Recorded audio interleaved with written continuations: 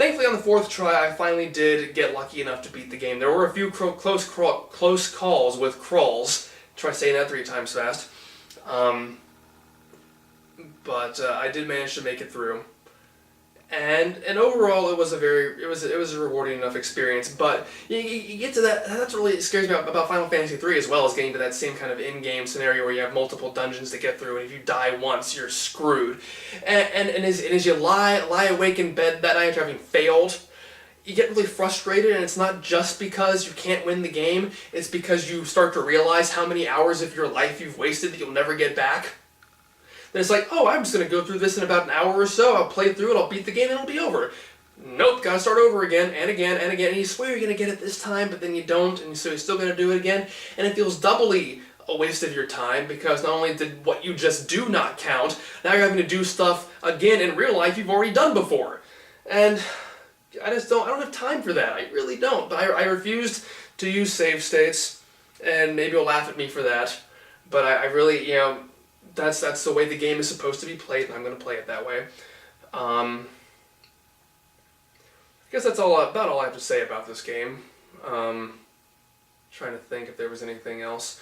It does introduce a lot of really cool, really mainstay Final Fantasy concepts, like Sid, his character named Sid, who appears in every Final Fantasy game, starting with this one. He dies in this one, spoilers. Which, again, just felt really random. A lot of characters die in this game, but most of them don't really feel, again, going back to the story, don't really feel very... It's like everything else, it feels random.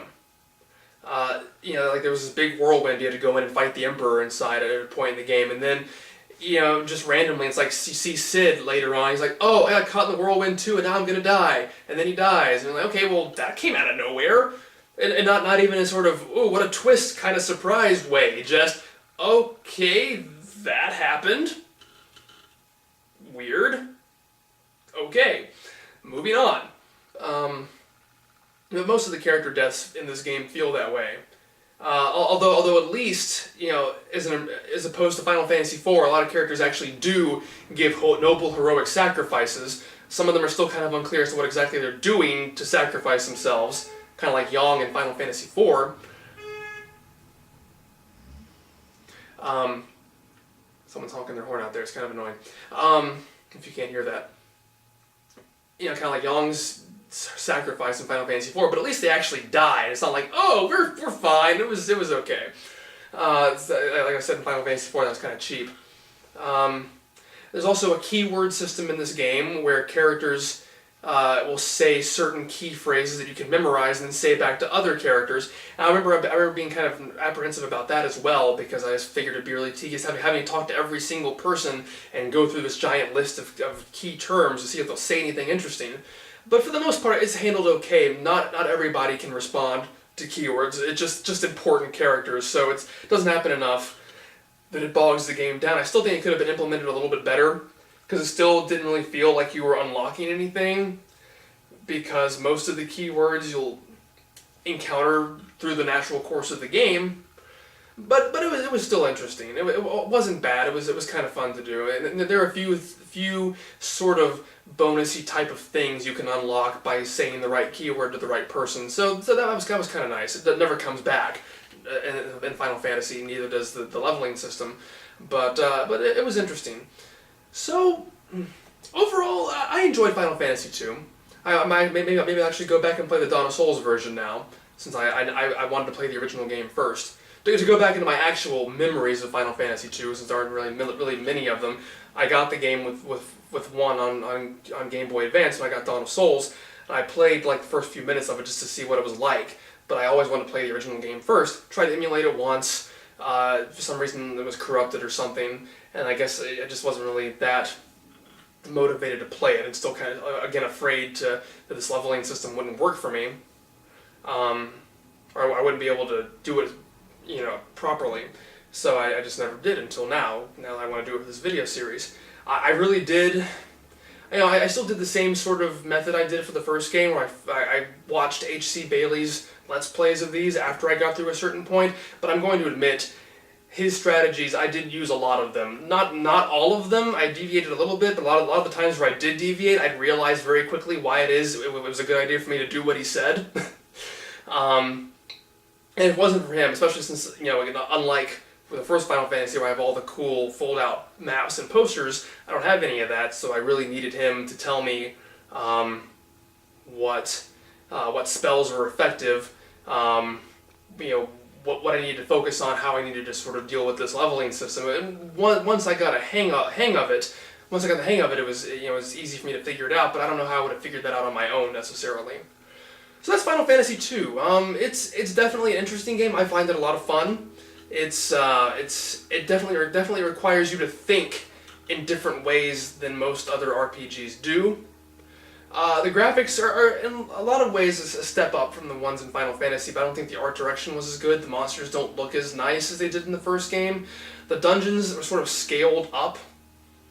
Oh yeah, that's one more thing I want to mention. The dungeons were scaled up. So some reason it looks more detailed, but not as classic. See, I don't know, it's hard to describe. It just doesn't look as aesthetically pleasing. But it's like, for example, in the first game where the doors were about the size of your character, they're like twice as tall as your character now. And there were so many doors in this game. This is something I think was a really terrible idea in this game. Not the leveling system, not the keywords, none of that stuff. For some reason they got it in their head in this game that the best way to have dungeon exploration was to throw in about hundreds and hundreds of random doors that don't lead to anything in this game. And instead they're traps. Like 99% of the doors in this game are traps.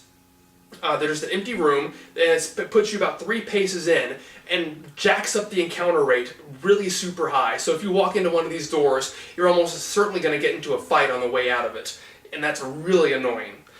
But of course there are those few doors that have treasure behind them, or even better, even more importantly, the stairs to the next floor. So you have to check every single door. That is not fun. Why would anybody think that was fun? To put in a whole bunch of doors you have to check, most of which don't go anywhere and just screw you over.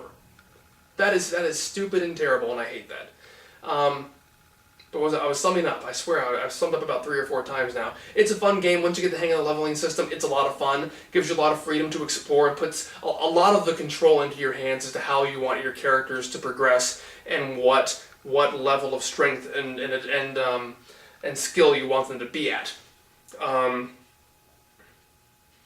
It's definitely a black sheep of the family, but it's very experimental, and you got to give them credit for having done so. And you can see where the seeds of various Final Fantasy concepts, like the Chocobo, didn't mention that, were planted.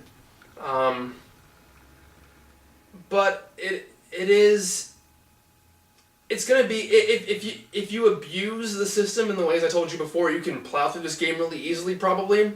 But if you don't understand the system at all, then it's probably going to give you a lot of grief. But it is interesting, it's fun. I don't agree that its plotline mirrors that of the original Star Wars film, except in a very basic sense of youths joining in a rebellion. Again, the game trailer's retrospective said that it was because of of an empire building a giant metal ship that holds a captive princess inside. Yeah, that's true. But that's not what the game is about. Yeah, they do build a giant warship that could be compared to the Death Star, and there is a princess inside, but that's just one mission in the entire game. It's not about that. You destroy the warship really early on.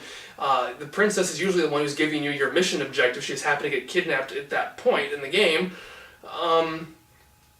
So I don't really see any more similar. I've heard people compare Final Fantasy IV's story to Star Wars because of the relationship between the protagonist and the antagonist being related. I've seen Final Fantasy XII be compared to Star Wars because of the political warring factions and the Sky Pirate and his animal-like sidekick kind of thing.